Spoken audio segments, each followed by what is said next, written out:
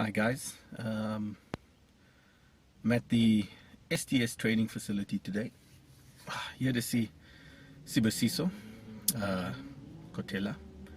I'll ask him about his surname. I saw he changed it on Facebook.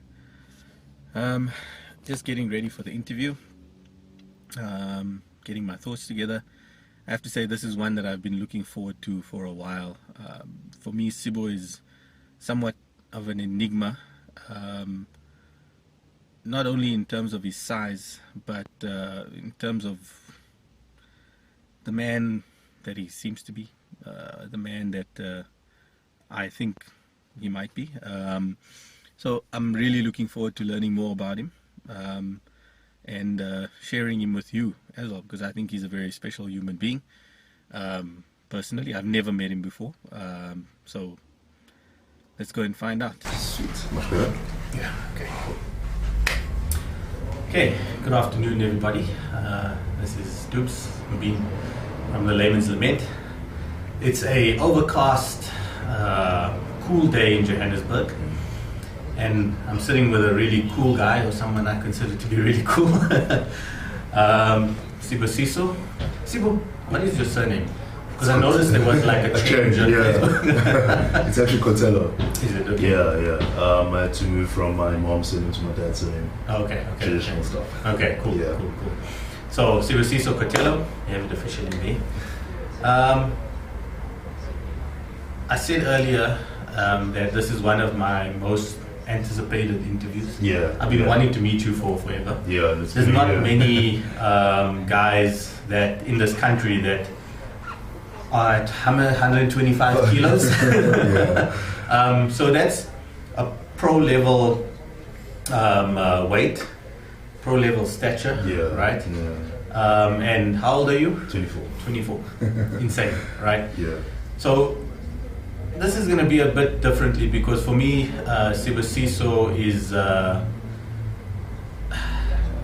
as I said, I said in my introduction video in the car. Yeah. You're a bit of an enigma for me. Okay.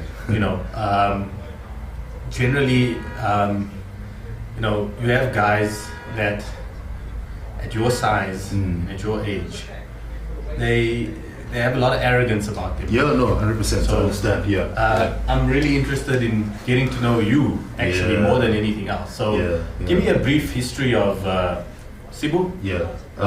Let's get us up to speed until we get to Johannesburg. Okay. Wow. I actually don't like talking about myself much. From Durban. Central Durban or small town? It's not even a town. It's a location actually. I'm from the hood. Okay. I'm proud of that. It's right next to Mlazi. It's called Lamontville. Okay. Fortunately enough, I went to a primary school which was actually just outside Lamontville, in Wentworth. And then, fortunately enough, from there I did well in primary. Actually, that's where it sort of started. Did well in primary, got myself into a very good Model C school. I went to George Campbell. Okay. Funny enough, Maurice Donné actually went to George Campbell. Oh. Yeah. So yeah, from there did sort of well as well in high school, and I was actually a DCT. Okay. And then I think I stumbled upon bodybuilding. I always say I stumbled upon it, and I'll tell you why I stumbled upon it and why for me I can never be arrogant about bodybuilding, or how I even got here. It's because I got to UCT, things didn't go well, and I was there for 2 years. My degree was 3 years, so it was like a 1 year short sort of thing. I had to come back home, and at the time, you're coming back, you don't have a qualification, you're coming back from not really a well-off family, because throughout, I'd say from grade 7, I was like paying for my funds because it was bursary, this scholarship, that, up until the UCT as well, because I was in a rugby and academic sort of deal. And then I remember at the point, I think it was 2013 when I got back home, 2012. Nothing was going right in my life but bodybuilding, and I say I stumbled upon it because I got an injury literally 6 months before I got kicked out of UCT. Jeez. Okay. So I have an injury on my shoulder, and my doctor's saying I can't play rugby anymore. Well, not anymore, but he just said if I don't want to slow myself down, let's just get to German rehabilitation kind of thing. And I started working out. That's when I saw the biggest jump in my body sort of changing. Yeah. I gained 12 kgs in like 8 months. What? So I was like, okay, cool. So if I just eat right, don't really do a lot of cardio, I can gain a lot of muscle. Because I mean, ideally, that's what happens with rugby. It's like you do so much cardio, you don't actually feel the mass gain. Because I mean, they want you to be quick on your feet. Yeah. So I wasn't really trained. You're not even giving your body a chance to 100%, you know, because sometimes you literally go from the field to the weights. So that happens, and I'm like, wow, this is actually awesome. So I started, I mean, at the time, I kid you not, I was not even one of those kids that knew about your Ronnie Coleman's, and it wasn't my fascination. For me, it was like rugby books. Rugby, that's it, and books, you know. That's when I started Googling. I'm like, who the hell is Fleet? Who is, you know, these guys? I'm like, wow. And I got back to Durban, and I mean, at the time, the only thing I could do obviously was just train, trying to get a job, and as I said, you know, there was a point in my life literally where nothing was going right but the bodybuilding. Like, everything in that sort of aspect was effortless. So much that even my sponsorship from USN was so effortless, you know, where there was a contact from the CEO himself. It was like, listen dude, I've seen your cover, you're doing great. Andrew Carruthers actually approaching me was sort of effortless, you know, sort of things were happening where I was like, wow. Let's go to that moment where you made a cover, like you were like you said, you stumbled into bodybuilding. Yeah. Like, where did you compete? My first competition was in August 2014 in Durban, yeah. Won it, yeah. Get down to the Prodigy by Muscle Evil, right? Yeah. We can see why. Right? Yeah. And like, what is that like? You know, it's just suddenly seeing yourself on that cover. It was, to be honest with you, I was actually shocked, and I mean, I actually told Andrew, I actually thought he was joking with me.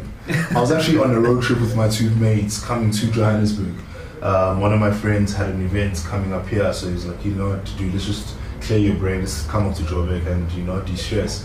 And I remember when I did the video, the shoot with Ben was, you know, he sort of knew, but not really knew, because I mean, every month they don't really tell you if you're going to do the cover. They normally just say you're doing a training video, and it's up to the editors to decide if, you know, which guy they're going to use.